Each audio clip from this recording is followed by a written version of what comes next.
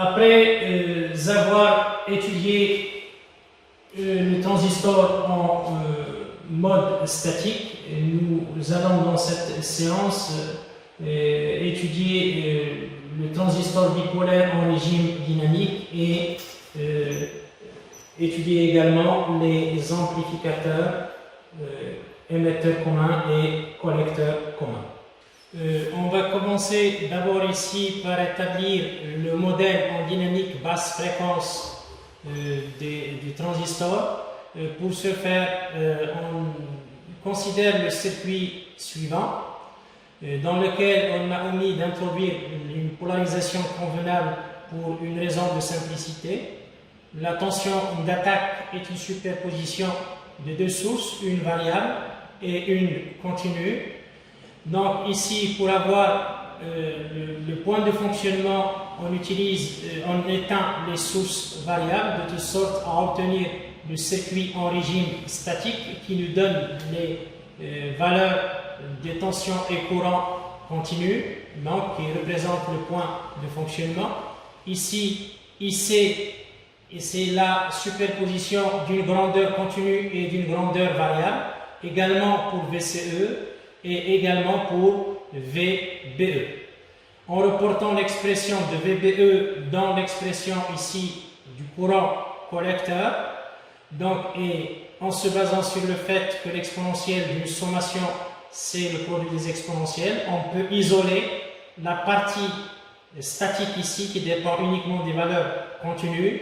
Cette partie-là, c'est le courant IC continu, multiplié par une grandeur variable, donc c'est une exponentielle dont l'argument est variable, en posant x égale VBE sur VT, et en supposant que x est très faible par rapport à 1, on peut approximer l'exponentielle ici par 1 plus x.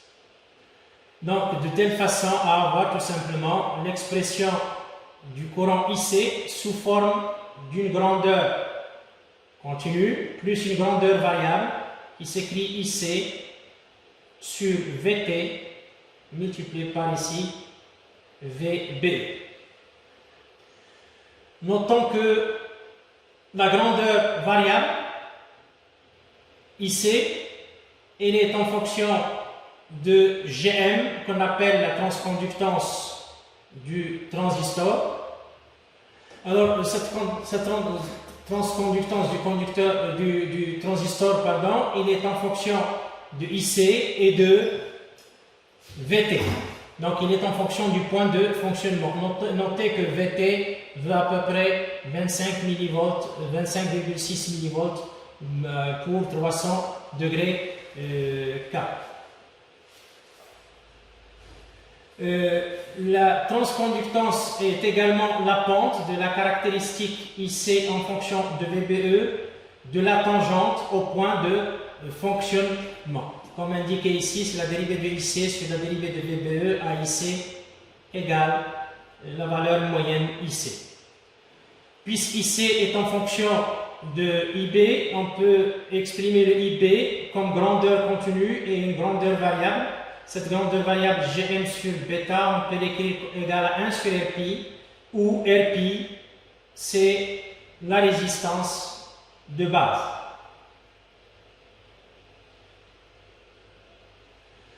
Vis-à-vis des petits signaux, on peut donc décrire le modèle équivalent du transistor ainsi. Donc vous avez ici la résistance Rpi entre la base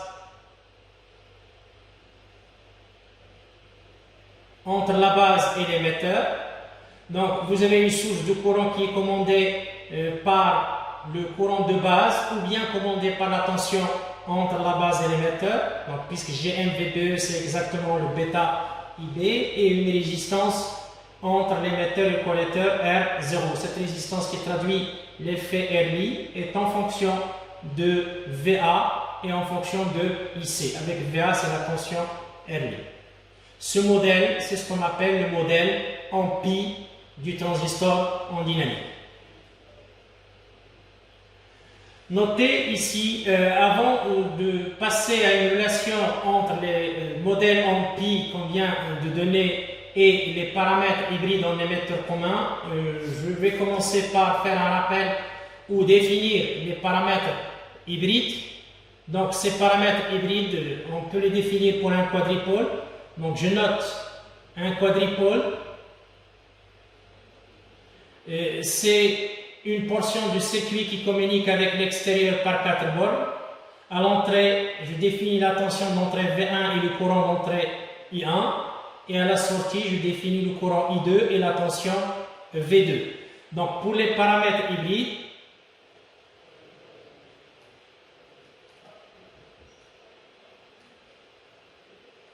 ils sont caractérisés par les deux équations. La tension d'entrée, elle est en fonction du courant d'entrée et de la tension de sortie. Également, le courant de sortie, il est en fonction du courant d'entrée plus une partie qui dépend du courant de la tension de sortie. Je note ici H de 2, V2. Alors, les équations mathématiques qui sont ici peuvent être bien sûr traduites sous forme d'un circuit électrique équivalent qui est le suivant. Vous aurez ici H11, c'est une impédance ou une résistance. Ici, en parallèle avec une source de tension commandée par la tension de sortie. Et là, je le mets ici avec une source de courant. Donc ici, et cette source de courant, il est commandé par le courant d'entrée que je note ici, H de 1, I1, avec le courant d'entrée, vous l'avez ici, il est en parallèle avec la résistance, en fait, ou l'impédance ρ que je note égale à 1 sur H de 2 ici. Donc le courant de sortie et la tension de sortie. Notons une remarque ici, puisque le transistor est caractérisé par 3 bornes, vous voyez, vous avez ici la base, le collecteur et je note ici l'émetteur. Alors le fait de mettre en commun entre l'entrée et la sortie, ici une borne en commune, ça se traduit par des paramètres hybrides spécifiques. Ces paramètres, on va les noter dans la suite comme étant H, I, J, E. C'est pour indiquer que la borne commune entre l'entrée et la sortie est bien sûr l'émetteur. Et donc on peut avoir aussi d'autres paramètres hybrides, tels que les paramètres hybrides en base commune, si plutôt la borne commune entre l'entrée et la sortie est la base, et on peut également avoir les paramètres hybrides en collecteur commun dans le cas où ce qui est commun entre l'entrée et la sortie est le collecteur. Maintenant, si on compare le schéma ici plutôt équivalent hybride, donc en faible signaux du transistor avec les paramètres hybrides ici du transistor monté en émetteur commun, on constate que Rp ça coïncide avec H11E, le 1 sur H1122 ça coïncide avec le R0 et le H de 1 il coïncide avec le bêta. Notez aussi qu'il manque un terme ici, c'est celui de la source qu'on a ici, une source de tension que je note ici H12E VCE. Ce terme-là a été négligé dans le modèle en pi du fait que le H12 c'est un terme de l'ordre de 10 puissance moins 4 quand il s'agit des paramètres hybrides en émetteur commun, donc on le néglige dans le modèle pi équivalent du transistor. Maintenant, on considère un amplificateur, donc ici, et on se propose de donner le schéma en statique et en même temps le schéma en dynamique de cet amplificateur. Alors là, pour établir le schéma en statique, les capacités sont des circuits ouverts, ce qui nous permet d'avoir deux étages séparés et indépendants. Donc, pour chaque transistor, on peut donc déterminer le point de fonctionnement pour chacun des transistors indépendamment de l'autre. Pour avoir le modèle en dynamique, on remplace les capacités ici par des circuits court-circuit. On court-circuite les capacités et on relie VCC à la masse. Et en plus, on va remplacer le transistor Q1 par son schéma pi équivalent et le Q2 par son schéma pi équivalent. Ce qui nous permet d'avoir le schéma que vous voyez ici.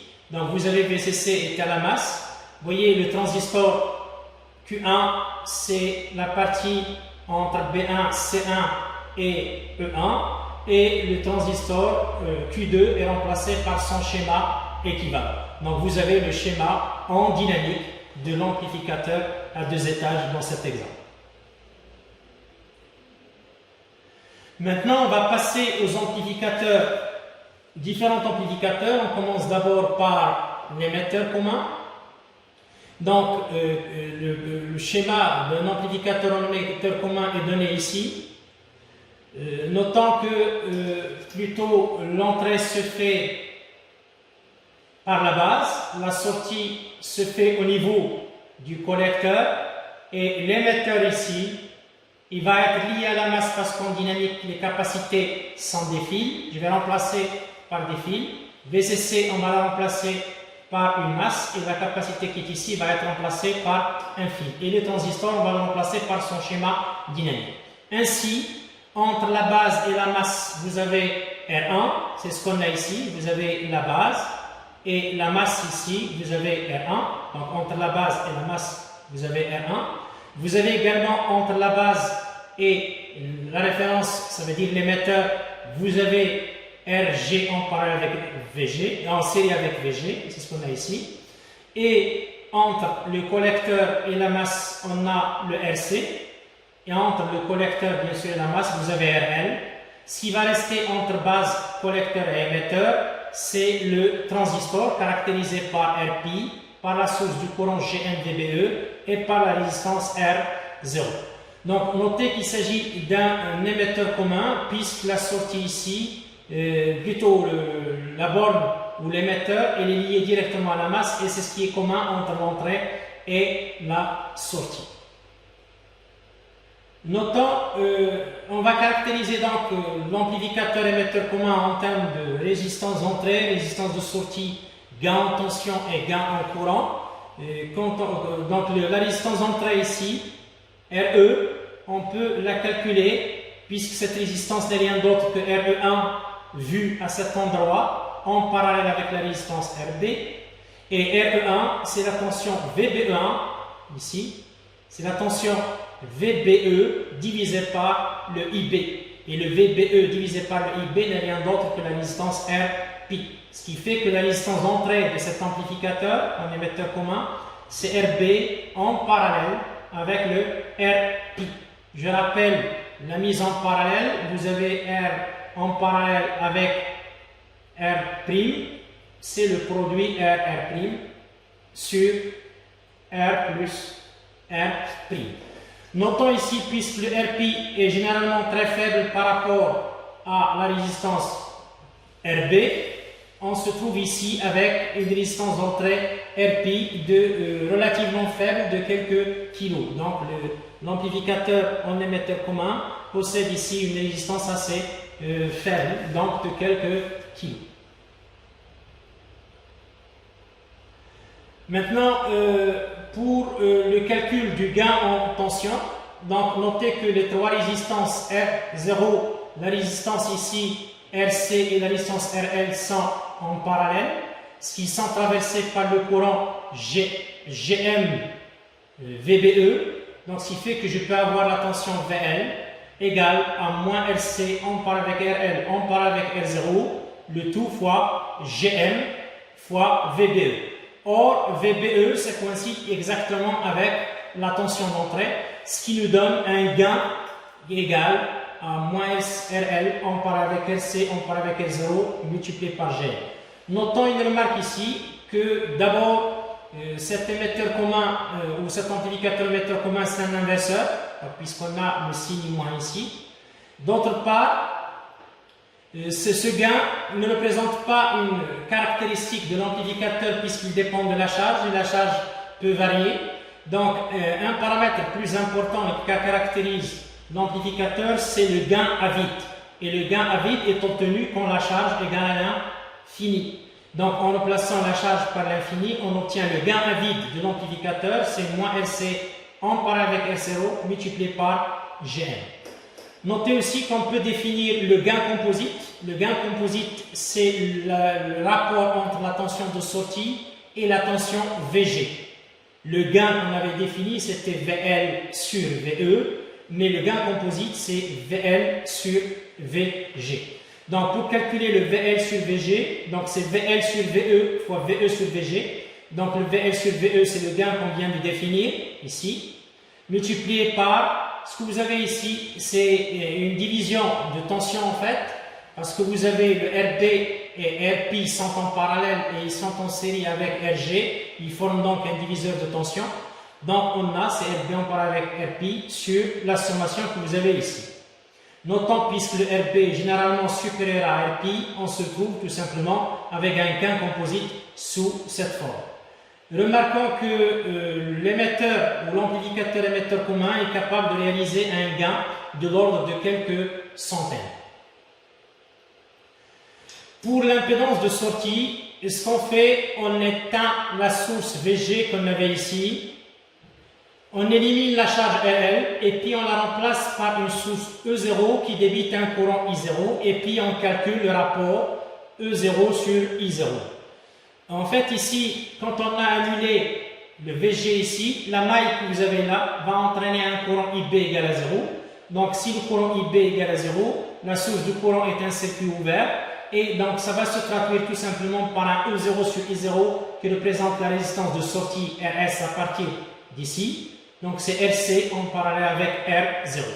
Donc, puisque déjà la résistance R0 est assez importante par rapport à RC, on se trouve avec une résistance de sortie RC de quelques kilos. Donc, l'impédance de sortie de l'émetteur commun est de quelques kilos. Pour le gain en courant, on va exploiter le schéma équivalent que vous avez ici. Donc, pour le schéma équivalent, on représente le schéma en termes de résistance d'entrée, du gain en tension à vide multiplié par la tension d'entrée, ça veut dire la source de tension qui est commandée par la tension d'entrée, et de résistance de sortie. Donc, pour calculer le courant, le IL divisé par le IE à l'entrée ici, donc je peux exprimer le IE en fonction de VL. Donc, le IE ici, le IL, il s'écrit comme moins VL sur RL. Et on peut exprimer le IE en fonction de RE, puisque c'est un VE divisé par RE. Et on obtient ici le AI en termes du gain en tension. Ce qui fait que je peux remplacer pour avoir l'expression ici, bien sûr, du gain en courant. Alors, notez aussi là, le gain en courant qui est ici dépend bien sûr de la charge, qui est ici RL. Et l'un des paramètres les plus importants pour un amplificateur, c'est plutôt le gain en courant quand on est en court circuit. Alors, si RL égale à 0, ce paramètre ici, cette mise en parallèle divisée par RL tend vers 1, et on obtient tout simplement ici le gain en court circuit, c'est IL sur IE, c'est GM fois RP en parallèle avec RB, qui est ici. Or, le RP étant faible par rapport à RB, donc la mise en parallèle se traduit par un RP, et un G1 fois RP n'est rien d'autre que le bêta. Donc, en conclusion ici, le gain en courant est de l'ordre de bêta, donc l'émetteur commun a un fort gain en courant, puisque bêta est très très grand. Pour l'amplificateur collecteur commun, vous avez ici, en fait, le collecteur étant lié à la masse ici, parce que pour trouver le schéma du collecteur commun en dynamique, il faut éteindre les sources continues. Donc, les capacités s'en défient et remplacer, bien sûr, le transistor entre base et, bien sûr, là, émetteur par son schéma en dynamique. Donc, ce qui fait qu'entre la base et la masse, comme vous voyez ici, vous avez le Rπ, vous voyez, et entre la base et la masse, vous avez la source ici, Vg, Rg, et ici, le collecteur étant la masse, donc je mettrai plutôt le collecteur directement à la masse ici, donc c'est le collecteur partout ici, et vous avez entre l'émetteur et le collecteur, vous avez la résistance RE, donc c'est ce que j'ai indiqué ici, c'est la résistance RE, et vous avez entre l'émetteur et le collecteur, vous avez la résistance RL. Maintenant, entre la base, le collecteur et l'émetteur, puisque vous avez ici l'émetteur, entre la base, l'émetteur et le collecteur, je vais remplacer le transistor par son schéma équivalent. Et on obtient le schéma en dynamique de l'amplificateur collecteur commun. Pour déterminer bien sûr la résistance d'entrée, on va exploiter le fait que la résistance d'entrée ici, c'est la résistance RE1 à ce niveau-là, en parallèle avec RB. Donc ici RE1 en parallèle avec RB. Et la résistance RE1, on la calcule comme étant la tension que vous avez ici. C'est la tension, ici RE1, c'est la tension VBC, donc ça veut dire entre la base et le collecteur, divisé par, bien sûr, le courant IB. Or, VBC, on peut l'exprimer comme VBE plus VEC, divisé par IB. Le VBE sur IB, c'est la résistance RP, c'est ce qu'on a ici. Et le VEC, qui est la tension de sortie, divisé par le IB, on va l'exploiter en utilisant le schéma équivalent de la sortie. Vis-à-vis de la sortie, vous avez ici RP, qui est traversé par le courant IB, et vous avez ici la résistance équivalente, que je peux mettre sous la forme bêta plus 1, où vous avez les trois résistances R0 en parallèle avec RE et en parallèle avec le RL ici.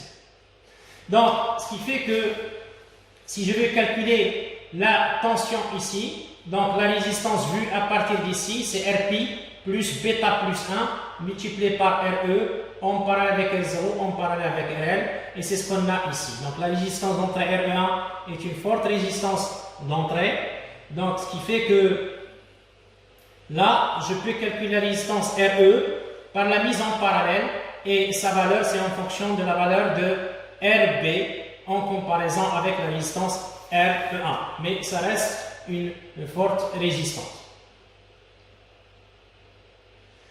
Pour calculer le gain en tension, on exploite le schéma équivalent ici, donc RP et la résistance équivalente ici, donc vis-à-vis de la sortie. On utilise ici un diviseur de tension pour calculer la tension de sortie VL sur VE, donc c'est un diviseur de tension. Le gain qui est ici, c'est un gain qui est à peu près égal à 1 moins, ça veut dire c'est quelque chose qui est très proche par valeur inférieure à 1. Également, le gain à vide en remplaçant RL par l'infini, c'est très proche de 1 par valeur inférieure, ce qui fait que le collecteur commun n'est pas un amplificateur de tension. Pour calculer l'impédance de sortie, on va exploiter le modèle de l'amplificateur ici, en termes de résistance d'entrée, de gain en tension ici, AV0 multiplié par VE, et de résistance de sortie RS que j'ai mis ici. Alors, en exploitant le diviseur de tension à la sortie, on peut écrire le gain sous la forme suivante. Et puisqu'on connaît déjà le AV et le paramètre AV0, on peut tirer directement le RS sous cette forme. Notez que le RS ici, c'est la résistance de sortie de l'amplificateur quand on annule la tension VE. Pour obtenir la résistance de sortie globale de tout le montage, on va annuler la tension VG que vous avez ici. Ce qui fait, ça se traduit tout simplement par changer dans l'expression RS ici, étoile,